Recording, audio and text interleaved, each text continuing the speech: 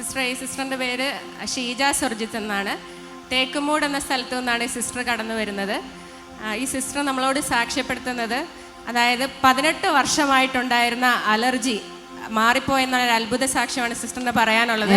18 വർഷമായ allergy മാറിപ്പോയി. ഈ സിസ്റ്ററിന് വരുന്ന അലർജി എന്ന് പറഞ്ഞാൽ, അലർജി വന്നു കഴിഞ്ഞാൽ സിസ്റ്ററിൻ്റെ വോക്കൽ കോഡ് അകന്നു പോകും. വോക്കൽ കോഡ് അകന്നു പോയാൽ സംസാരശേഷി നഷ്ടപ്പെടും. അതിങ്ങനെ 6 മാസത്തോളം സിസ്റ്ററിന് സംസാരിക്കാൻ കഴിയാതായി പോകും.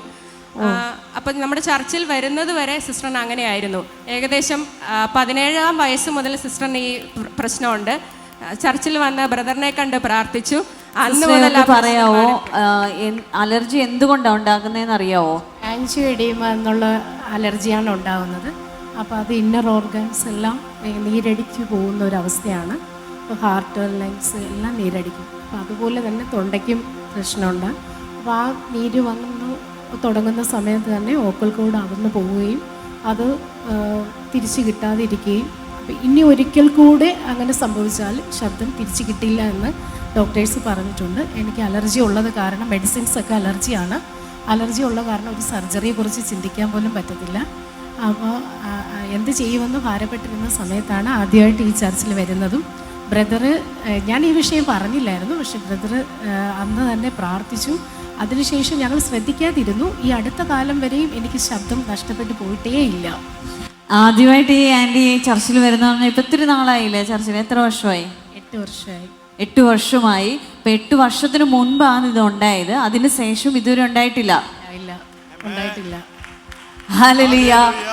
എത്ര വയസ്സ് മുതലായിരുന്നു ഈ പ്രയാസം ഉണ്ടായിരുന്നത്? 17-ാമത്തെ വയസ്സിലാണ് ആൻജിയോഎഡീമ ഉണ്ടാവുന്നത്. അപ്പോഴാണ് ഈ പ്രയാസം തുടങ്ങിയത്. 35 വയസ്സ് വരെ ഉണ്ടായിരുന്നു. ഹല്ലേലൂയ. ഇത്രയും വർഷം ഈ കുടുംബത്തോട് വാദിച്ചിരുന്ന ആ രോഗത്തിൽ നിന്നാണ് കർത്താവ് വിടുവിച്ചത്. 17 വയസ്സ് മുതൽ ഉണ്ടായിരുന്നു. സിസ്റ്റർ പറയുന്നത് മെഡിസിൻ എല്ലാം അലർജിയോ ഒരു കാര്യം ചിന്തിക്കാൻ കഴിയാത്തൊരു സ്ഥിതിയിലാണ്. സാധാരണ അലർജി ഉള്ളവർ ഡോക്ടേഴ്സ് പറയും അലർജി പ്രത്യേകിച്ചൊരു മെഡിസിൻ ഇല്ല, അത് പൂർണ്ണമായിട്ട് മാറ്റാമെന്ന് പറയും. പക്ഷേ നമ്മുടെ കർത്താവ് എത്ര വലിയവനാ! എൻ്റെ ദൈവത്തിന് അസാധ്യമായിട്ടൊന്നുമില്ല. ഈ സിസ്റ്റർ ഇന്ന് സാക്ഷ്യപ്പെടുത്തുന്നത് പിന്നീട് ആ കാര്യം സിസ്റ്ററുടെ ലൈഫിൽ ഉണ്ടാകാതെ വണ്ണം വലിയൊരു സൗഖ്യത്തെ കർത്താവ് കൊടുത്തു. Thank you Jesus. കർത്താവ് അനുഗ്രഹിക്കും. അടുത്ത സാക്ഷ്യം, സിസ്റ്ററിന് ജന്മന ഒരു കണ്ണിന് പകുതി കാഴ്ചശക്തിയും ഒരു കണ്ണിന് പൂർണ്ണമായ കാഴ്ചശക്തി ഇല്ലായിരുന്നു. ടെസ്റ്റ് റിപ്പോർട്ട് അങ്ങനെയാണ് പറയുന്നത്. അതുപോലെ ഡോക്ടർമാർ ഇതിന് കാരണം പറഞ്ഞത് ജന്മന തന്നെ മസിൽ ചുരുങ്ങിപ്പോയതുകൊണ്ടാണ് ഇങ്ങനെ സംഭവിച്ചതെന്ന്. സിസ്റ്റർ ഒന്നും കൂടെ പറയാമോ? ഒരു കണ്ണിന് പൂർണ്ണമായിട്ടില്ല, പൂർണ്ണമായിട്ട് കാഴ്ചയില്ല.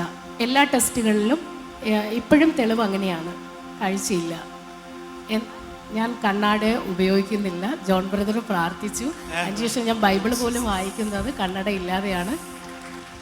ഓ താങ്ക് യു ജീസസ്. ജന്മന അങ്ങനെ. അപ്പം അന്ന് മുതൽ കാഴ്ചയ്ക്ക് എങ്ങനെയായിരുന്നു പറയുന്നത്? ഞങ്ങൾക്കത് അറിയത്തില്ലായിരുന്നു. അടുത്ത കാലമായിട്ട് ഒന്നും കാണാത്തത് കൊണ്ട് ചെന്ന് ടെസ്റ്റ് ചെയ്ത് നോക്കി. ഒരു കണ്ണിൻ്റെ കാഴ്ച പൂർണ്ണമായിട്ട് നഷ്ടപ്പെട്ടു. അപ്പോൾ ഡോക്ടേഴ്സ് അത് ഭയങ്കര ഒരു വികാരത്തോടൊക്കെയാണ് പറഞ്ഞത് ഞങ്ങളോട്. വിഷമിക്കേണ്ട, ഭാരപ്പെടേണ്ട, സർജറി ഒന്നും ഇല്ല, വേറെ എന്തെങ്കിലും വഴി നോക്കാം, മസിലിൽ വികസിക്കാനുള്ള ഇഞ്ചക്ഷനൊക്കെ എടുക്കാം എന്നാണ് പറഞ്ഞത്. എന്നാൽ ഞങ്ങൾ അതിനൊന്നും നിന്നില്ല. ജോൺ ബ്രദറിൻ്റെ അടുത്ത് വന്ന് പ്രാർത്ഥിച്ചു. അത് എത്ര വർഷം മുമ്പാണ് ഈ പ്രാർത്ഥിച്ചത്? ഇതിപ്പോൾ 6 മാസം ആയതേ ഉള്ളൂ. ഹല്ലേലൂയ. 2 വലിയ സാക്ഷ്യമാണ് സിസ്റ്റർ പറയാനുള്ളത്. ഒരു കണ്ണിന് പൂർണ്ണമായിട്ട് കാഴ്ചയില്ല, ഒരു കണ്ണിന് പാതി ഉണ്ടായിരുന്നുള്ളൂ. എന്നാൽ അതിൽ നിന്നും കർത്താവ് വിടുവിച്ചു. ഒന്ന് എഴുന്നേറ്റ് നിന്നാട്ടെ. ജീവിക്കുന്ന ഒരു ദൈവത്തെ എങ്ങനെയാ കാണുന്നത്?